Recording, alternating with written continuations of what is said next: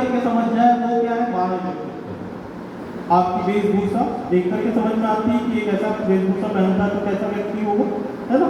आपकी बोलने चालने की तरीके से सामने वाला समझ जाता है कि हाँ यार इसके बोलचाल में बहुत अच्छा है, मतलब ये अच्छा आता है। कि जब देखो तो गाली देता है इसका मतलब ये बुरा आता है, बोलचाल से समझ जाते हैं। ठीक है, तो बोलचाल, वेशभूषा, उठने बैठने के तरीके से हम बाह्य व्यक्तित्व को झलकाते हैं। और बाह्य व्यक्तित्व बनावटी हो सकता है कि नहीं? अब बाह्य व्यक्तित्व भले ही अंदर से कैसे भी हो, भले ही अंदर से आप बहुत बुरे इंसान हो, जब भी मतलब गालियाँ देते हो, लेकिन किसी अच्छे किसी के पास जाओगे तो गाली दोगे? मेरे पास आएगा तो भी गाली देगा? नहीं देगा। तो वो बनावटी हो सकता है, लेकिन आंतरिक व्यक्तित्व जो है वो कभी बनावटी नहीं हो सकता। क्योंकि जब आप आईने के सामने खड़े होते हो तो आईने के सामने जिसको देखते हो उसको आप जानते हो, उसको मैं नहीं जानता। आप मुझे नहीं जानते कि मैं कैसा हूँ, लेकिन मैं जानता हूँ कि मैं कैसा हूँ। ऐसा है ना? तो जब आप आईने के सामने खड़े होते हो तो आपको पता होता है कि आपका व्यक्तित्व कैसा है, आपके इंटरनल माइंड में क्या चल रहा है, आपके आंतरिक व्यक्तित्व में क्या चल रहा है, आप सोच क्या रहे हैं, आप किस चीज का चिंतन कर रहे हैं, आपका नारियों के प्रति चिंतन कैसा है, ये सब आप जानते हो, कोई दूसरा नहीं जानता। ठीक है ना? तो ये विचार शक्ति है, ये आपके अंदर की आंतरिक व्यक्तित्व है, जो जिसको हम मेंटल बॉडी बोलते हैं, जो सूक्ष्म शरीर है। और भावना और कारण शरीर क्या है? वो आपकी संवेदनशीलता, आपकी ममता है, आपकी करुणा है, आपकी दया है, प्रकृति के प्रति आपका प्रेम कितना है, जानवरों के प्रति आपकी दया ममता कैसी है, मनुष्यों के प्रति जो आपसे दीन दुर्बल उनके प्रति आप क्या भाव रखते हो, ये सब आपके इस कारण शरीर में आता है। ठीक है, तो इनको अच्छा बनाना है, क्योंकि हमको अपने व्यक्तित्व को अच्छा बनाना है। तो इन चीजों को अच्छा करने के लिए क्या क्या करना है? तो पहले हम देखते हैं कि बाह्य व्यक्तित्व के लिए क्या जरूरी है। बाह्य व्यक्तित्व के लिए क्या जरूरी है? एक तो सबसे पहला इंपॉर्टेंट चीज है वो क्या है बच्चों के लिए, युवाओं के लिए? स्वस्थ शरीर। शरीर के बिना किसी चीज का सुख आप नहीं भोग सकते। आप स्वस्थ हैं तभी आप यहाँ पर आकर के बैठे हैं। बच्चे स्वस्थ होते हैं तभी वो स्कूल आते हैं, जिस दिन बीमार पड़ जाते हैं उस दिन स्कूल नहीं आते हैं। तो सबसे इंपॉर्टेंट क्या है जीवन में? स्वस्थ रहना। और स्वास्थ्य की परिभाषा क्या है? स्वास्थ्य की परिभाषा क्या है? आगे जाके हम स्वास्थ्य की परिभाषा देखेंगे। उसके पहले जो गीता की 6वें अध्याय के 17वें श्लोक में श्री कृष्ण जी ने कहा कि अगर आपको स्वस्थ रहना है तो इस श्लोक को पालन करो। क्या है? युक्ताहार विहारस्य युक्त चेष्टस्य कर्मसु युक्त स्वप्नाव बोधस्य योगो भवति दुःखा। इसका अर्थ क्या है कि जिस व्यक्ति का आहार नियमित होता है, जिसका विहार अर्थात सुबह से लेकर शाम तक, रात तक कार्य करने की दिनचर्या व्यवस्थित होती है ना? युक्त चेष्टा से कर्मसु, जिसकी सोचने के दिनचर्या की सोच जो है वो नियमित होती है, अच्छी होती है, जो कर्म अच्छा करता है। युक्त स्वप्नों बोधस, जिसके रात के सोने और सुबह उठने की दिनचर्या व्यवस्थित होती है। योगो भवति दुःखा, अर्थात वह व्यक्ति योग के माध्यम से अपने आप को जीवन भर निरोगी रख सकता है, वो कभी रोगी नहीं है। तो इस एक श्लोक में हमारे स्वस्थ रहने की परिभाषा भगवान श्री कृष्ण ने हमको दी है कि हमारा आहार नियमित हो, अच्छा हो, सही हो, हमारा विहार मतलब सुबह उठने से लेकर रात के सोने तक की दिनचर्या व्यवस्थित हो, हमारे काम करने की दिनचर्या व्यवस्थित हो, हमारे जो चिंतन है वो अच्छा हो, हमारे सोने और उठने की दिनचर्या व्यवस्थित। बस इतना ही तो करना है और थोड़ा सा 10 मिनट का व्यायाम करना है, तो हम स्वस्थ रह सकते हैं। तो बच्चों को, युवाओं को इतना ही बताइए कि हम स्वस्थ शरीर रखें और उसके बाद में व्यवस्थित दिनचर्या को कैसे करना है इसको हम आगे देखेंगे। तो स्वस्थ रहने के लिए क्या क्या करना है? तो बहुत छोटी छोटी चीजें हैं। आहार को आपको ध्यान देना है कि आहार कैसा हो। आहार हितभुक हो, विद्भुक हो और ऋतभुक हो। हितभुक मतलब जो हमारे स्वास्थ्य के लिए अच्छा है उसको खाएं, है ना? पिज्जा, बर्गर, ये सब चीजें हमको पता है कि हमारे स्वास्थ्य के लिए हानिकारक है, तो हम उनको अवॉइड करें। ठीक है, महीने में एक बार बच्चा खा लिया ठीक है, लेकिन रोज रोज ना खाए, है ना? तो हम वो चीजें खाएं तो हमारे लिए हितकारी है। विद्भुक, हम उतना ही खाएं जितनी हमको भूख लगे। ज्यादा खाएंगे तो आलस आता है, आलस आएगा तो हम अपने लक्ष्य से भटक जाएंगे। तो उतना खाएं जब हमको भूख लगे, है ना? भूख लगने पे आप खाना खाइए। ऋतुभुक मतलब जो ऋतु के अनुसार जो भोजन है उनको हम करें। जो फल ऋतु के अनुसार आते हैं, जो सब्जियां ऋतु के अनुसार आती हैं सब्जियों को, उन फलों को ऋतु के हिसाब से खाएं तो हमारा शरीर जो है वो स्वस्थ रहेगा। विहार क्या कि हमारी दिनचर्या को हम व्यवस्थित करें और बच्चे युवा दिनचर्या में खेल कूद को शामिल करें। जो बाहरी खेल कूद है वो बहुत ज्यादा सिमट कर रह गए आज के समय, है ना। बच्चे मोबाइल में इतने ज्यादा बिजी हो गए कि बाहर की खेल कूद को बहुत कम करते हैं। तो उनको प्रेरित करें कि वो बच्चे बाहर खेल कूद करें, मनोरंजन जो है वो स्वस्थ मनोरंजन करें। टीवी पे जो देख रहे हैं, जो मूवीज आजकल हम देख रहे हैं, वो इतने ज्यादा अश्लील है, इतने ज्यादा मतलब अपने विचारों को प्रभावित करने वाली चीजें हैं जिसको हम स्वस्थ मनोरंजन की श्रेणी में नहीं ला सकते। तो आप मनोरंजन ऐसा करें जिसको आप फैमिली के साथ बैठकर आराम से देख सकते हैं, ऐसा स्वस्थ मनोरंजन करें, ठीक है ना। टीवी देखें आप, स्वस्थ मनोरंजन के लिए आप आपस में गेम खेल सकते हैं, परिवार के लोग आपस में मिल करके कोई घर के खेल खेल सकते हैं, उस तरीके से आप स्वस्थ मनोरंजन करिए। टीवी कंप्यूटर का सभी प्रयोग करिए। स्वस्थ रहने का और उपाय क्या है? ऊर्जापान करिए, योग करिए, प्राणायाम करिए, व्यायाम करिए, क्योंकि जानवर भी ये करते हैं।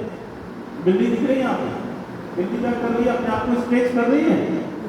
सुबह उठ करके हर जानवर अपने आप को एक स्ट्रेच तो करता है, स्ट्रेचिंग करता है, तो हम इंसान को नहीं कर सकते हैं, ठीक है। तो अपने आप को बनाने के लिए, अपने आप को स्वस्थ रखने के लिए 10 मिनट का ही सही कम से कम योगाभ्यास और प्राणायाम को अपने जीवन में शामिल करना है।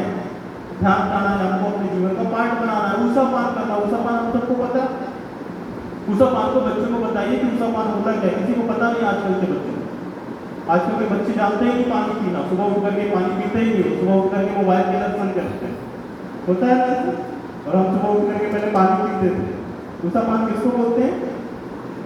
ऊषापान का मतलब क्या होता है आप लोगों से किसको पता है?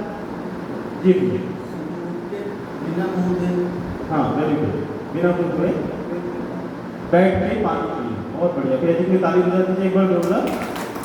इसमें थोड़ा सा और ऐड कर सकते हैं। और क्या ऐड कर सकते हैं? गर्म पानी पीना चाहिए, ठीक है। और क्या ऐड कर सकते हैं?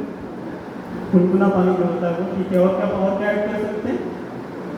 हाँ किसी ने बोला तांबे के बर्तन में पानी जो रखा हुआ है रात भर उसको पीना चाहिए, क्योंकि उसमें फिर अलग से पौष्टिक तत्व आ जाते हैं। और क्या मतलब ये धीरे धीरे करके पीना और उखड़ू बैठ करके पीना। जैसे बोला ना बैठ करके पीना, उसको भी उखड़ू बैठ करके पिया जाता है, क्योंकि उससे और वो हमारे जोड़ों को अच्छा करता है, ठीक है। तो हम सबको इसके बारे में पता है, लेकिन बच्चों को नहीं पता। आप बच्चों को बोलिए कि ऊषापान करिए, क्योंकि अगर आप ऊषापान करते हो तो आपके 70% पेट से रिलेटेड बीमारियां अपने आप ठीक हो जाती हैं। अगर आप ऊषापान करते हो तो आपको पेट से रिलेटेड कोई बीमारी होती ही नहीं। आपके हाजमे से रिलेटेड या जो भी आपके पेट से रिलेटेड जितनी बीमारियां वो नहीं होंगी, और मैक्सिमम जो बीमारियां हैं वो हमारे पेट से ही हमको प्रभावित करती हैं। हाँ भैया, हाँ जो और उसके डिटेल में जाएंगे तो उसके साइंटिफिक चीज़ें भी बता सकते हो कि जब वो हम उसको सुबह उठते ही खाली पेट में पीते हैं तो हमारे स्लाइवा के साथ में वो एंटीबॉडी बनाता है। वो स्लाइवा के साथ सीधे हमारे पेट में जाता है, जो हमारे पेट में एंटीबॉडी बनाता है, किसी भी रोग से लड़ने के लिए क्षमता पैदा करता है, ठीक है। मैं तो क्या, लेकिन इंजीनियरों को जो और ज़्यादा नहीं पता इसके बारे में, डॉक्टर्स को और ज़्यादा अच्छा एक्सप्लेन करें। समझ में आया? इतनी चीज़ें हम बच्चों को बताएं कि ये ऊषापान ये होता है। व्यवस्थित दिनचर्या को कैसे अपने जीवन में बनाएं, कैसे धारण करें। तो व्यवस्थित दिनचर्या बनाने के लिए आपको बच्चों को बताना है कि डे प्लानिंग और डे की एनालिसिस करें, जिसको हम आत्मबोध और तत्वबोध बोलते हैं, है ना। आत्मबोध क्या है कि आपको जो काम करना है उसकी डायरी मेंटेन करना स्टार्ट करिए। हम लोग को भी आप देखेंगे तो जैसे डॉक्टर साहब ने कहा कि वो 3 डायरी जब से वो युग प्रवक्ता से कर रहे हैं तब से 3 डायरी भर चुके हैं। जब भी मैं आता हूँ हमेशा अपने साथ एक डायरी रखता हूँ, मुझे कोई अच्छे लगते हैं पॉइंट तो उसको मैं नोट करता हूँ। मुझे सुबह से शाम तक क्या करना है उसकी एक हम लोग पहले लिस्ट तैयार करते हैं। तो ये बच्चों की अगर आदत पड़ गई तो वो बच्चा अपने लक्ष्य को बहुत जल्दी प्राप्त करेगा। और उनको ये बताइए कि जितने लोग सफल हुए हैं उन सब ने इस चीज़ को पालन किया है, चाहे वो डॉक्टर APJ अब्दुल कलाम हो, चाहे वो हमारे परम पूज्य गुरुदेव हो, चाहे वो कोई भी ऐसा आदर्श हो जिसको आप आदर्श की दृष्टि से देखते हैं, जिसको अपना आदर्श मानते हैं, उन सब लोगों ने इस चीज़ को पालन किया। एक स्टोरी में इसके पीछे आपको सुनाता हूँ। रतन टाटा जी की स्टोरी है। रतन टाटा जी को सब लोग जानते हैं, सब लोग जानते हैं। एक बिजनेस मॉडल के रूप में युवाओं की वो आदर्श है आज के समय, क्योंकि उनके जैसा बिजनेस अभी तक इंडिया में किसी ने डेवलप नहीं किया हुआ है ना, रतन टाटा जी की। तो रतन टाटा जी एक बार जब एक एरोप्लेन से सफर कर रहे होते हैं, तब उनके साथ में दिलीप कुमार जी उस समय के बहुत फेमस एक्टर थे, जानते हैं जिनको दिलीप कुमार को, तो उनके साथ में ट्रेवल कर रहे होते हैं। तो सब लोग जो है वो जाकर के जो आसपास जो दूसरे यात्री होते हैं वो दिलीप कुमार जी से ऑटोग्राफ लेने के लिए उनके पास में खड़े हो जाते हैं, और जो हमारे रतन टाटा जी वो सीट पे अपने बैठे रहते हैं। तो दिलीप कुमार जी को जब सबको ऑटोग्राफ दे देते हैं, उसके बाद में उनकी बगल वाली सीट पे उनको सीट रहती है, वो आके बैठते हैं और देखते हैं कि ये आदमी मुझे कैसे नहीं जानता है, सब लोग मुझसे ऑटोग्राफ लिए, ये क्यों नहीं आया मेरे पास। तो वो उससे जाकर के हाथ मिलाते हैं कि hello I am Dilip Kumar. तो बोले अच्छा अच्छा दिलीप कुमार जी बैठिए, ठीक है। तो बोले आप मुझे नहीं जानते क्या? तो बोला नहीं, रतन टाटा जी बोलते हैं कि नहीं मैं आपको नहीं जानता, आप कौन है? तो बोलते कि अरे दिलीप कुमार हूँ, फेमस एक्टर हूँ, मूवीज बनाता हूँ इंडिया का, है ना, सब लोग मुझे जानते हैं, आप मुझे कैसे नहीं जानते? तो रतन टाटा जी उसको बोलते हैं कि सॉरी मुझे माफ करिएगा, मैंने आज तक कभी सिनेमा नहीं देखा, मैंने आज तक कभी सिनेमा नहीं देखा, मैंने आज तक कभी टीवी नहीं देखा। तो वो टीवी और सिनेमा नहीं देखे, इसीलिए वो उस मुकाम तक पहुंच पाए, उस बिजनेस को डेवलप कर पाए, उस बिजनेस की उस ऊंचाई तक पहुंच पाए जो एक युवा का सपना होता है। और हम अपने 3 घंटे 4 घंटे 5 घंटे न जाने कितने घंटे केवल मूवीज और सोशल मीडिया फेसबुक व्हाट्सएप पे देखने में वेस्ट करते हैं। हो रहा है ऐसा? कहाँ तक हमको अपना लक्ष्य मिलेगा और कब मिलेगा? बच्चों को सोचने दीजिए कि उसको कब मिलेगा। ठीक है, ये है उसकी कहानी कि हम अपने डेज की प्लानिंग करें और डेज की एनालिसिस करें। डेज प्लानिंग क्या कि हमको जो काम करना है उसकी लिस्ट तैयार करें, और डे एनालिसिस क्या है कि जब हम रात को सोने को जाएं तो उसकी पहले एक बार देख लें कि हम जो काम करना चाहते थे वो हुआ कि नहीं हुआ। नहीं हुआ तो कोई बात नहीं, उसको हम अगले दिन करेंगे, अगले दिन अगले उत्साह के साथ करेंगे, नए उत्साह के साथ करेंगे। ठीक है, ये है डेज की एनालिसिस, समीक्षा करना। तीसरी चीज, अगर आपकी दिनचर्या को व्यवस्थित करना है तो आपको अपने समय का सदुपयोग करना पड़ेगा, समय का सदुपयोग करना पड़ेगा। और समय के सदुपयोग में एक बहुत अच्छी बात मुझे जो भैया जी की लगी थी, जो मोटिवेशनल स्टोरी राजेश टेक्की और भैया जी सुनाते हैं, उन्होंने कहा था कि से 1 to yes and no to 99। एक फॉर्मूला उन्होंने दिया है, से मेरे साथ बोलिए क्या, से yes to 1 and no to 99। ठीक है, मैं बोलूँगी कि ये क्या फंडा है। तो ये क्या होता है कि जब भी हम अपने जीवन लक्ष्य की तरफ बढ़ रहे होते हैं, युवाओं के लिए बहुत जरूरी है, जब भी कोई युवा जीवन लक्ष्य की तरफ बढ़ रहा हो या फिर हम कोई अच्छा काम करने वाले हैं, तो हमारे हाथ में 99 चीजें ऐसी आती हैं जो हमको उस लक्ष्य से भटकाती है। होता है ऐसा? अगर आप कुछ बनना चाहते हो, आप इंजीनियर बनना चाहते हो, तो बच्चा कोई डॉक्टर बनना चाहता है, तो उसके पास में आसपास इतनी सारी चीजें हैं जो उसको भटका सकती है। तो उसको क्या कहना है, उस लक्ष्य को पाना है तो से नो टू 99, वो 99 चीजों को नो बोलना पड़ेगा। और कोई एक ही चीज ऐसी होगी जो कष्टदायक होगी, लेकिन वो उसको उसके लक्ष्य तक पहुंचाएगी। वो क्या है? स्टडी, पढ़ाई कर। तो उसको यस बोलना पड़ेगा, किसको? उस वन को यस बोलना पड़ेगा। इस फॉर्मूले को हमको अपने जीवन में अपनाना है और समय का सदुपयोग करना है, टाइम का प्रॉपर कैलकुलेशन करना है और टाइम का प्रॉपर मैनेजमेंट करना है।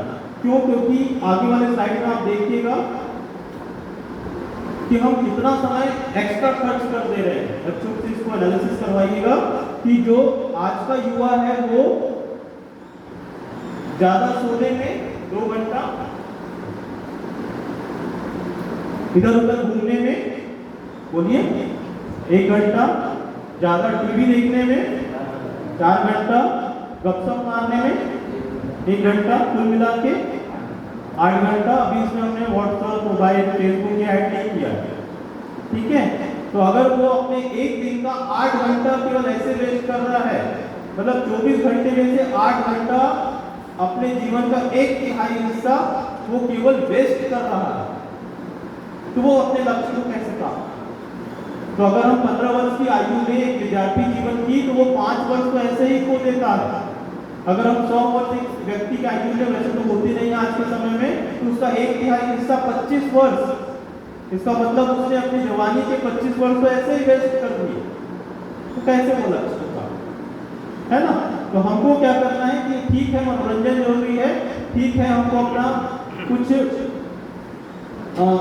समय हम इन सब चीजों को दे सकते हैं, लेकिन हम इसको कम कर सकते हैं ना। टीवी देखने में 4 घंटा उसको कम कर दीजिए, आधा घंटा टीवी देखिए, कोई फायदा नहीं, ठीक है। गपशप मारना बंद कर दीजिए, घर के घूमने को कम कर दीजिए, अधिक सोना कम कर दीजिए, तो आप ये समय को कम करके जो समय बचेगा उसको अच्छी चीजों में लगा सकते हैं। उन समय को आप स्वाध्याय में लगा सकते हैं, उन समय को आप अच्छी चीजों को देखने में लगा सकते हैं, उन समय को आप अपना जो लक्ष्य निर्धारित किए हो उस लक्ष्य से संबंधित चीजों को पढ़ने में लगा सकते हैं, ठीक है। तो ये करना है टाइम कैलकुलेशन। इसके अलावा क्या, तो व्यवस्थित दिनचर्या का चार्ट बनाएं, जैसा मैंने उसका कहा, और उसको पढ़ाई से पालन करें, स्वाध्याय के लिए समय निकालें। आंतरिक व्यक्तित्व, इसके बाद हम जानते हैं कि आंतरिक व्यक्तित्व को